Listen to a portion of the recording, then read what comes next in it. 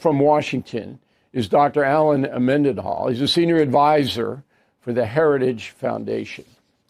So do you believe that the socialist / Marxist / communist / democratic social, all of these people, all right, are on the rise, or is it just a trend? Well, I think it's both. I think they're on the rise and it's a trend. So my background, Bill, is I'm a lawyer with a PhD in English. And I had to come up through all these humanities programs and had to read a lot of Marxism in order to get a PhD.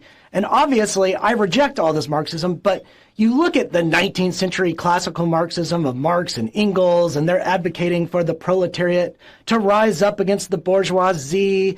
But what happens? The workers don't rise up against the capitalists. So all these Marxist humanities figures in Europe basically convene and reformulate Marxism. So people like Gramsci and Adorno and Marcuse and Erich Fromm and Althusser. And Althusser has this theory of ideological state apparatuses. And he says, look, the churches, the schools, the media, entertainment, corporations, all of these institutions condition people to believe in capitalism. They socialize people to believe in capitalism.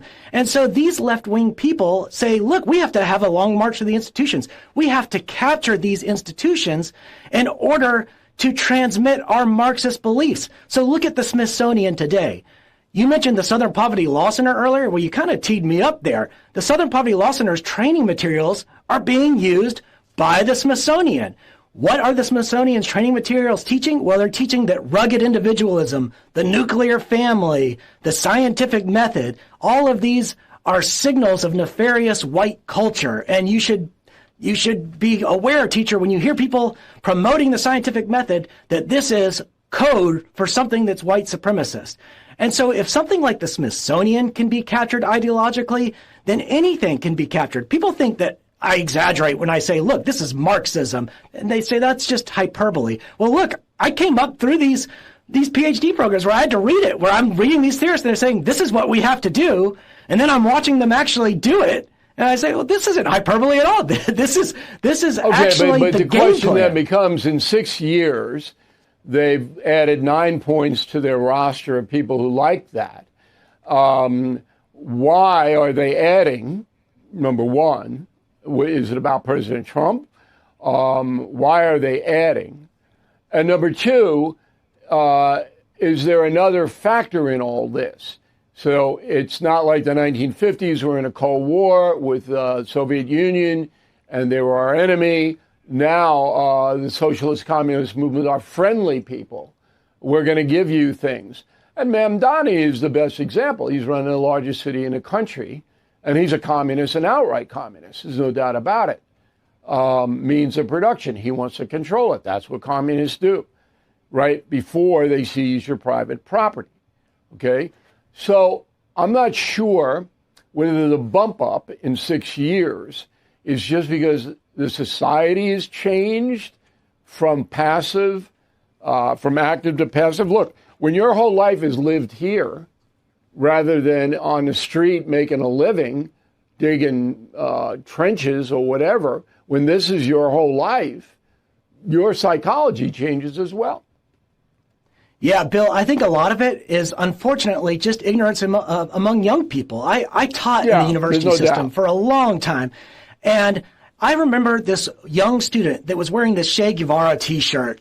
And I had this conversation with him, and I said, how could you wear that T-shirt? And he gave me sort of socialist talking points. And I said, are you aware that socialism and communism killed over 100 million people in the 20th century? Over 100 million people. Yeah, not gonna believe it. You wouldn't come into the school wearing an Adolf Hitler T-shirt. And we know that the Holocaust killed 6 million Jews, over 11 million people.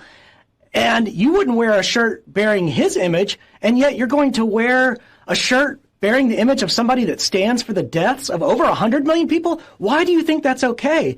And it's because they don't know. Well, they really just don't know. Was his answer, I don't know, I don't believe you? What was his answer? I think it was something like that. Okay. It was just Well, sort that's of usually I what don't it know. is when you confront. But an entire political party is now under heavy influence from the Marxist faction. And that is new. That has never happened in this country. That's new. That is new. You're right, Why, that is new. Why is that happening?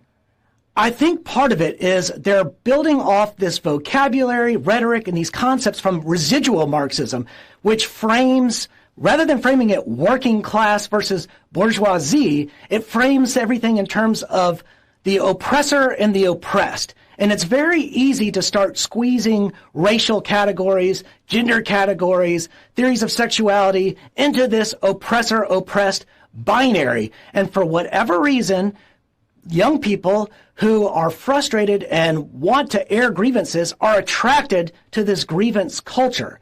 And so I think that's what pulls them in. They're upset, they're angry, they're frustrated.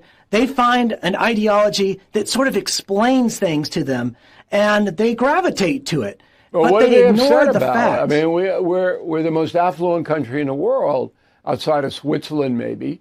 Why are the younger people upset? When I graduated from grad school at Boston University, the first thing I did was get a job, and I got a job in Scranton, Pennsylvania. I had to go. I had to do it if I want a career.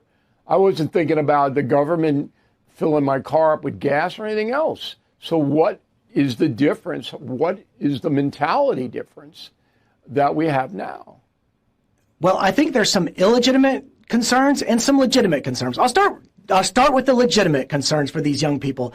A lot of them struggle to find housing. They're delaying family formation. The economy is difficult for young people. They have a tougher time finding jobs. That's all legitimate. Now, I will say, as somebody who taught a lot of young people, they can't read. They don't do the work. They struggle in the classroom. They are dependent on artificial intelligence in order to give their answers.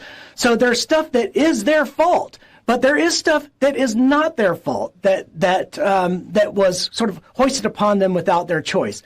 So they have some legitimate grievances, and then they have some problems that are of their own making. And my advice to young people is, look, work hard, get out there and find a job. You don't have to have the cushiest job in the world. Take whatever you can get, do the best you can do in that position, and then doors will open. You'll find another job. But what you can't do is say, I'm too good for this position. That's why millions of people want to come here, because it is still a land of opportunity. But they don't have the will. Many of these Marxist people don't have the will to do that. They don't want to go to Scranton. They don't want to work hard. They just want to give it to them. And Mandami goes, I'm going to give you everything I can give you and take it away from the rich people. Last word. Last word is, you're right, and I see a lot of these people getting paid to protest outside of this building all the time. And they say some of the foulest things to people. It's stuff that you can't imagine one human being saying to another human being, and these protesters are getting paid to do it. It's disgusting. So you think this is a lasting movement and not just a trend, huh? Well, I'm hoping it's just a trend, but it's definitely on the rise. Yeah, I can't predict it. Okay, Doctor, thanks a lot for helping us out. We really appreciate it.